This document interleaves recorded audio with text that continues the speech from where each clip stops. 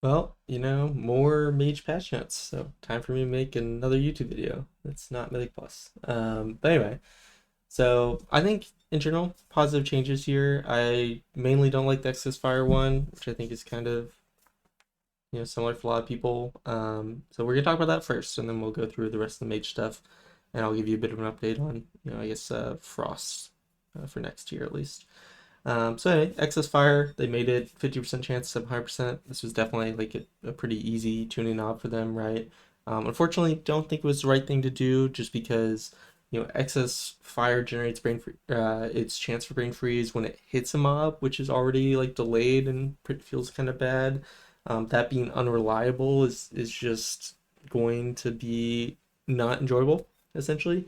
And they do have just the right solution with fire, the way Fire's excess fire currently works, where it gives 10 seconds of CDR to Phoenix Flames. And I think that would work well with Frostfire, with consistently giving you access to more flurries, not being degenerative, because Brain Freeze itself, encourages degeneracy. And I don't think like even this 50% chance is really going to remove that, especially because a lot of the reason this also could happen is because we don't have enough flurries, or we don't have enough time really to consume our excess frosts naturally. And that's also a bit of a problem that they should have addressed, because both Crossfire Fire and Crossfire Frost experience that, and they can mostly fix that by just making anything powered Frostfire Bolt not give you excess frost. But yeah, if this was flat CDR, I think people would be a lot happier with it. It being entirely unreliable, by just being RNG is something that I think no one's happy with. So that's tough. Um, but yeah, this is a great bug fix. They did not actually implement this, and they really should have, because at least for Frost, it was essentially a 1% like DPS gain in AoE. This is 2, but it's combined with some other changes. The Splinter Storm buffs themselves are a 1% DPS gain on both single target and AoE, and they just make your spec feel more consistent. So, would love for this actually to be implemented on PTR. It hasn't been. Arcane, Splinter damage increased by 8%. Both Frost and Arcanes. Um, Spellslinger hero talent is really suffering in single target. Arcane definitely more so because their tier set doesn't enhance the single target quite as much as Frost does. But yeah, people are really looking for an Arcane Orb kind of fundamental shift in how it works to make Spellfrost teachings useful in single target and really encourage interaction with your tier set in single target as well. Something like buffing Arcane Orb's damage by like 200% against the first target it hits or something could be good. Or making it generate full splinters against one target would also be great. Both things that, I mean, Frozen Orb generates all its splinters against one target, so that's at least a similar thing that they, could do. For Frost, they did this, where they increased the chance for your 2-set to trigger and fixed an issue where it wasn't triggering. So previously it was triggering at a really low rate. To get it to like about the way it was performing in PTR on Sims, we had to decrease the proc rate to about 6%. Okay, and its proc rate was 25%. And they also lied when they said they increased it to 30%. They actually increased it to 35% in game.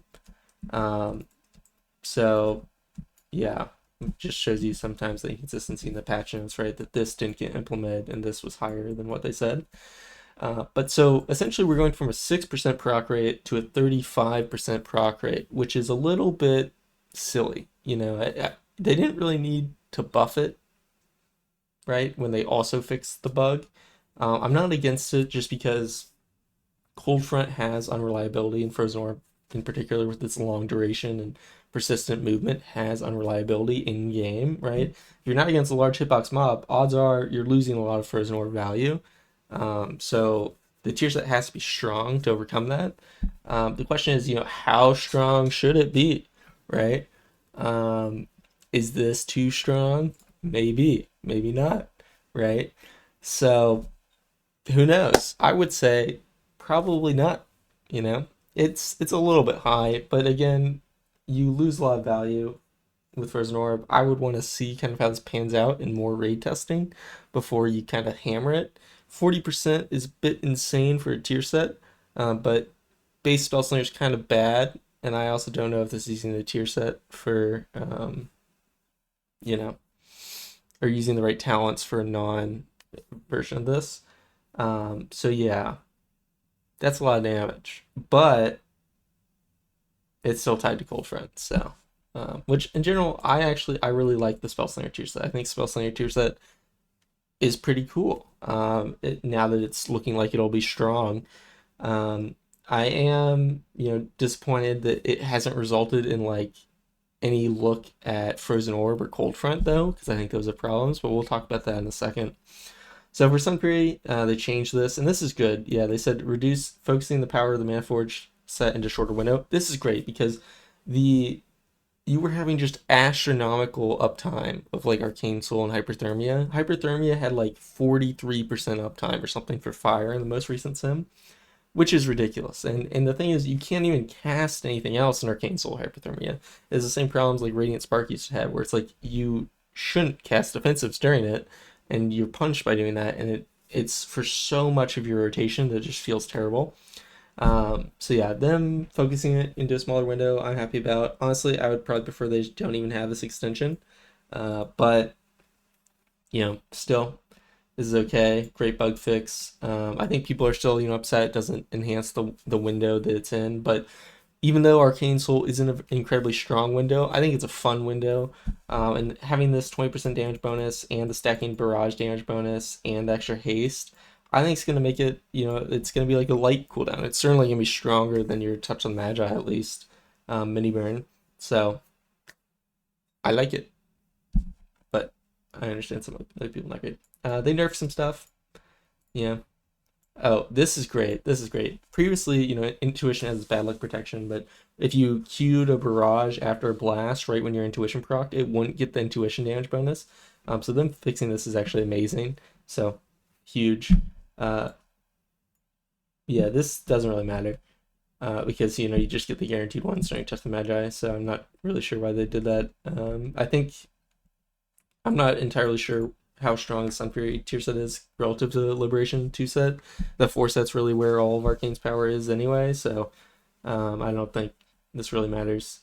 This solid, fire definitely need a little bit of damage amp. It's fine if they nerf the 2 set, they just want, or this tier set, because they just want you to move on to the next one. Totally fine. Nothing to see there. Frost, they increased Blizzard's cooldown duration to 15 seconds. This is still hasted, so like even with my base haste on PTR, it's 12 seconds, and the current profile for Frost, at least in single target and AoE, this will change, runs about 50% haste. So yeah, I guess it's decreased a little bit. So 43% haste in single target, right? That's quite a lot of haste. 13% more than I have now. So yeah, you'll have a still pretty short-ish cooldown Blizzard. I think in general this is good. You were certainly casting it quite a bit too much. Of course, the main issue is now, like, if the tank moves out of your Blizzard, you recasting it. But look how massive this thing is. I don't know if they increased its size again. I feel like it's not this large right now. So I feel like they increased its size again. Because look at how large this thing is. Like, that's actually crazy. It's pretty wild. So the other unseen nerf part of this is currently in 11.1 they doubled the duration of Blizzard and kept the same CD. So you could 70% of the time have 2 Blizzards out, which would give you more Frozen Orb CDR and such. And that's no longer possible outside of Shifting Power, which is how it's been since Shifting Power has been introduced. And I think that's a good thing. Having 2 Blizzards out 70% of the time just made you cast far more orbs, and orb is going to be just more reliable. It'll do more damage by virtue of you casting less, because they can just make it stronger essentially. So that's a good thing, because not having 2 Blizzards out all the time and casting or Blizzard like half as much, or essentially half plus 1 second as much, is a good thing. It just gives you a lot more breathing room in your AoE rotation, to comfortably say, oh cool, I can press Shifting Power now or something. So great change. I'm a fan of it. Obviously I would love if this came with the whole Starfall thing, but that's okay. I have a nice potentially contentious topic. But yeah, so let's go over some more stuff. So obviously we saw the tier set.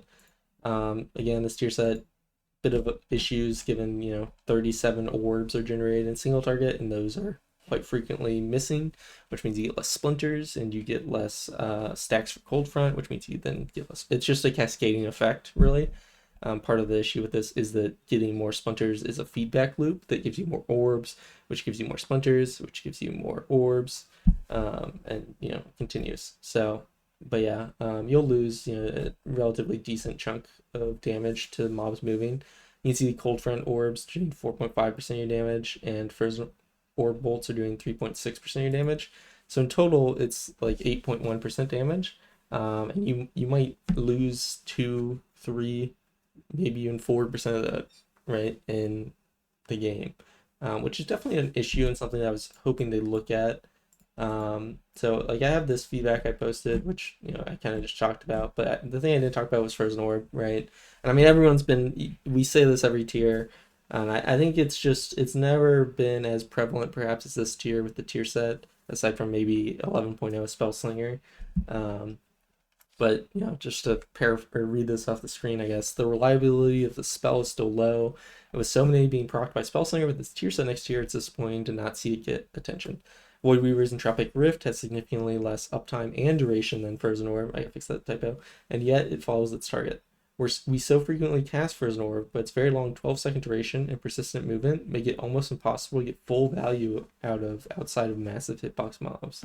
And the thing is, if Frozen Orb came out in 2025, it certainly would follow its target. After all, Ravager and Entropic Orb do, or at the very least, it'd be static. It's time that it's brought into the modern era. So I really believe this. Really hope they do something about this. I just think it's absolutely egregious that Frozen Orb lasting 12 seconds and moving, and with how frequently cast it, is not a priority to make a consistent spell. When you look at Priest, and you look at Void Weaver, where they only get Entropic Rift for 8 seconds every time they Void Torrent, which Void Torrent has a 30-second cooldown, and there's no way to reduce that. And yet this is a more consistent, AoE damage ability than our main ability. And it baffles me. So that's just what I'm waiting to see. But yeah. Anyway, and I'm still on my whole Fingers Frost kick for that being the future of shattering, and having like Splain Ice from Blizzard. The thing is, I definitely thought more about this, and I can understand maybe not wanting our profile to shift in that direction. The idea is to enable spread cleave without it like overtaking our AoE. So honestly, maybe it's better that the spread cleave is limited to something like 3, right?